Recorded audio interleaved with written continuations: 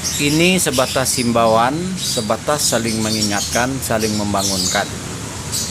Ya, marilah kita jika menjalani pesta politik, ya, menjalani pilkada, pileg, cukup sekedar saja. Jangan sampai kita rusak silaturahmi kita sesama umat Islam. Cukup sekedar saja, ya.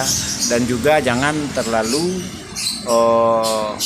menguras waktu kegiatan sehari-hari mencari nafkah atau perhatian untuk keluarga terkuras untuk urusan politik. Karena urusan politik ini kita sudah sama-sama tahu, ya, seperti para penghulu datuk di Minang, kita bela-bela atau taunya dia memang cuma mengutamakan kepentingan pribadi dan golongan, tak obahnya seperti anggota dewan.